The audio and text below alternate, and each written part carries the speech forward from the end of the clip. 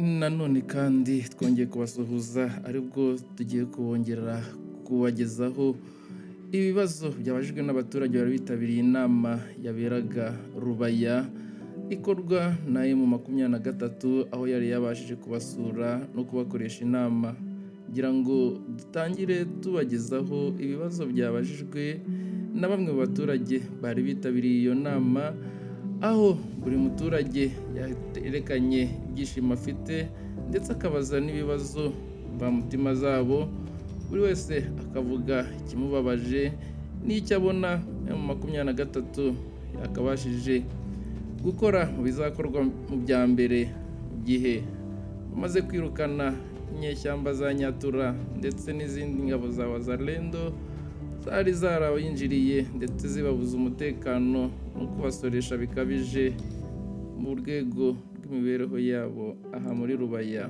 Kugira ngo twatangira twumva ibibazo abaturage bagenda babaza, ari nako ngenda nyuzamo abasobanuriramo mu rurimi rw'Ikinyarwanda.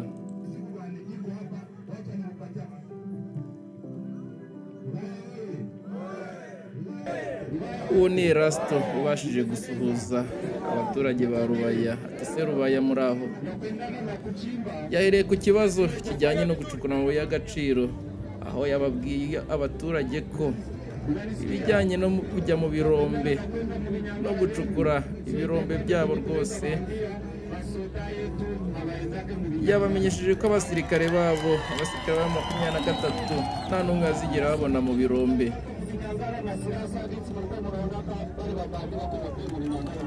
Erasto abamenyesheje yuko nta musirikare n'umwe wa M23 bazigera babona mu birombe. Ababwiye yuko rwose icyambere ari uko bagomba kujya mu birombe bagacukura amabuye yabo y'agaciro bakayacuruza uko bisanzwe, kandi ko nta muturage cyangwa umusirikare wa M23 uzigera ababuza umutekano cyangwa se ababangamire, cyane ko nta n'umwe bazigera bahurira muri ibyo birombe.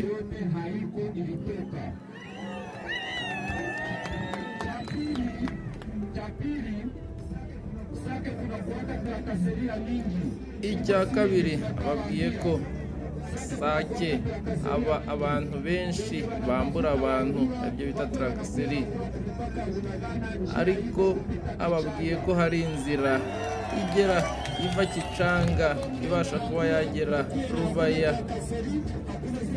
kandi ukanyura mu nzira nziza irinzwe na M23 nta n'umwe ugusoresheje mu mizigo yawe nk'uko byari bisanzwe bigaragara.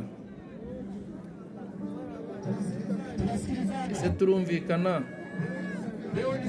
Uyu munsi kuwa kabiri guhera ku munsi w'ejo ku gatatu, buri muntu wese wumva wifuza kujya mu birombe gucukura amabuye y'agaciro yemerewe kujyayo agacukura rwose.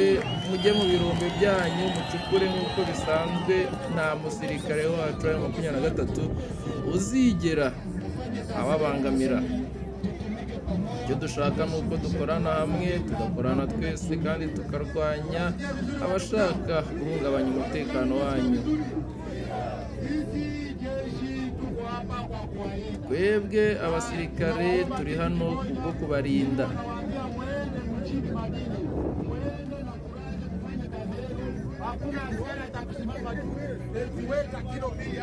Buri muntu wese mu kazi ke akora nta n'umwe azigera abona umusirikare wacu amubwira ati zana ibiro 2 hano, zana amafaranga, cyangwa se uwaba yaba yifuza kubambura ntawe muzigera mubona. Mugende mukora akazi kanyu, mushyire Imana imbere, ibindi byose bizashoboka. Umwarimu akora akazi kiwe, pasiteri akora akazi kiwe, umuhinzi akora akazi kiwe, umucuruzi akora akazi kiwe, buri muturage wose akora akazi kiwe kuko afite umutekano, buri wese akora akazi uko bikwiye.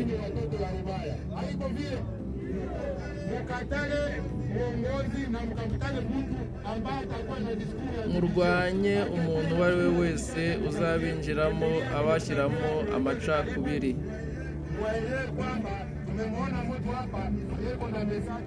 nimubona hari umuntu nk'uwo nguwo ahangaha hari ababishinzwe, uzagende ubabwire ati hari umuntu turi kubona twinjizamo amacakubiri n'ibindi byose, tuzabimenya uko tubihanduriye. Umudamu nawe aregera arabaza ati twebwe dufite ikibazo kijyanye n'ubuganga.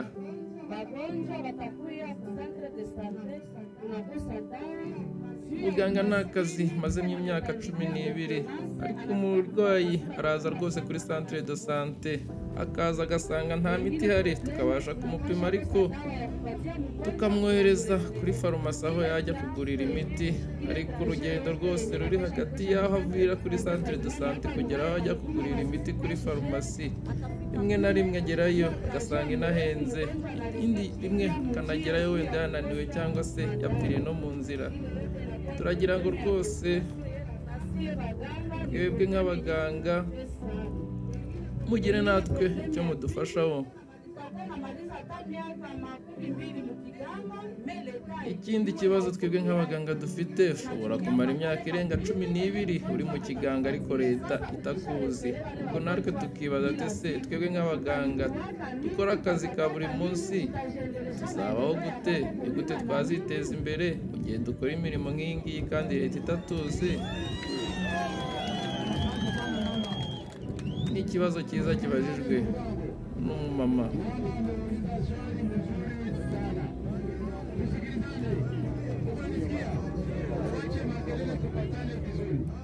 Mama ameuliza swali nzuri sana.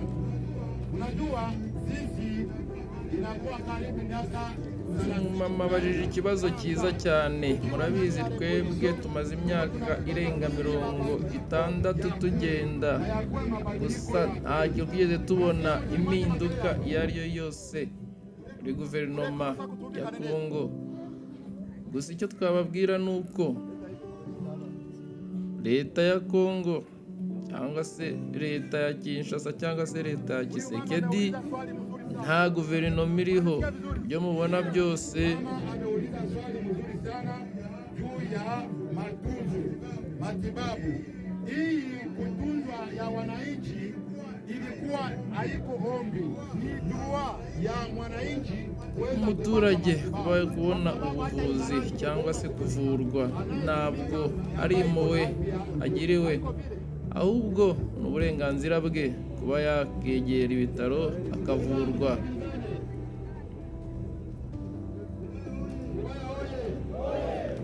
Rubaya oye!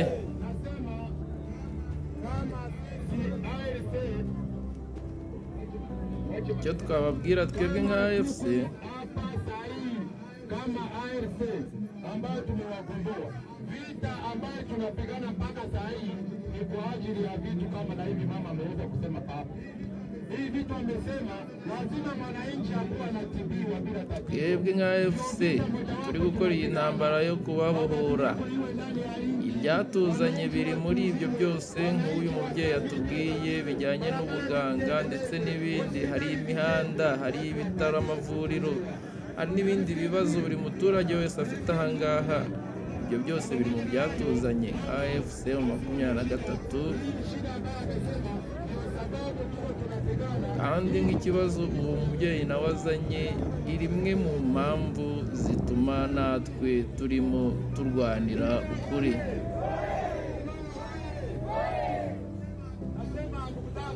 Kama kutuziwa ni wajibu wa serikali.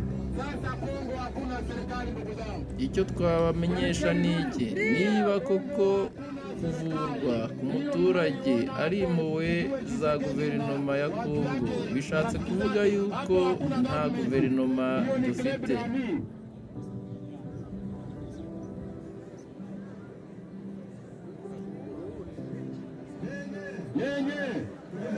Ndugu zangu, mama ameuliza vizuri, na kusema mgonjwa atoke hapa ambebe ashiki kwenye nasema sehemu ya Masisi ni tatizo. Kuna tatizo ya barabara ni mojawapo. Ikindi uyu mubyeyi avuze ko kugira ngo umurwayi umuvane kuri centre de santé umujyana aho umwerekeza abe yabasha kubona ubufasha, hari ikibazo cy'umuhanda.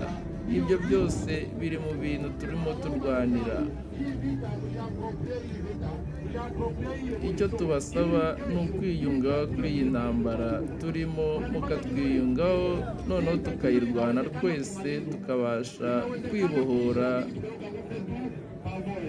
twese turi hamwe. Jambo tena, nani ndagerageza kueleza ibibazo bibiri, ariko ibyo bibazo bibiri namanza nshimire chama cyacu cha M23 cyatuzaniye umutekano. Na mimi nitauliza maswala mawili. Swali la kwanza nitaanza kwanza ni washukuru kundi la M23 AFC kwa kuwa imetuletea security ya hali ya juu.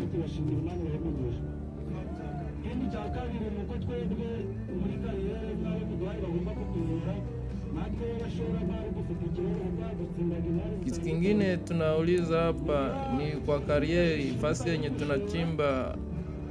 Tuko na tatizo kama kuna watu wanatukutaga fasi yenye tunachimba, sisi tunaweka pesa yetu, kunakuwa watu wengine wanakuja kutunyang'anya.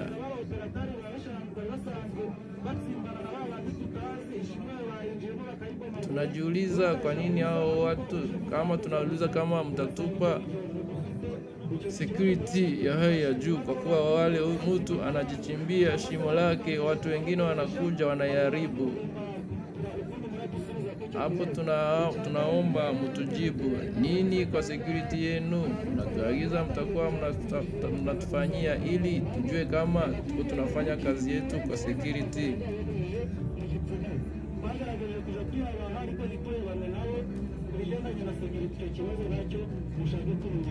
Na saa zingine watu walikuwa wanakuja wanatuomba pesa, wanatuambia msifungue mlango, che tutafanya ni kutupa pesa. Sasa mtuambie kama tujue kama tuko na security. Unasikia mzuri? Ile mafasi kwenye wanachimba, ndio maana Ministri Bahati amewaambia kwamba sisi hatutaonekana ndani ya hiyo mashimo, na wenye walikuwa wanafanya hiyo vitu, shimo yako analeta mtu mwingine anaisimamia pale chimba bila ruhusa yako, na ulipanda pesa yako ulipoteza, ni wale wa bandi Nyatura, wale wa kutabaki vijana walikuwa nao hapa. Ndio maana tumewafukuza na tunawaambia kwamba mtaenda ndani ya mashimo yenu kufanya kazi yenu.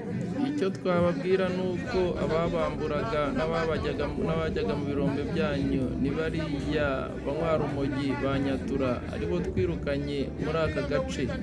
Ni ukuvuga muri aka gace kararinzwe, umutekano ni wose. Abo ba Nyatura nibo bakoraga ibikorwa nk'ibyo ngibyo. Twe nta musirikare wacu muzigera mubona akora ibikorwa bigayitse nk'ibyo ngibyo. Mwebwe rwose mugende mukora imirimo yanyu mutekanye, mwumve neza yuko mutekanye.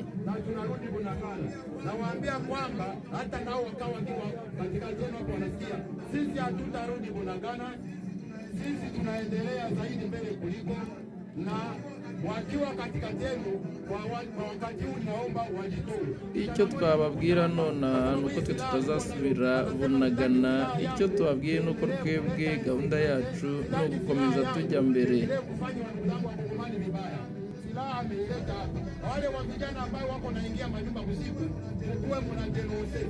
Abo bantu bagenda babinjirana mu mazu nijoro, mujye mubavuga, twe tuzajya tugira uko dukemura ibibazo muhura nabyo byose.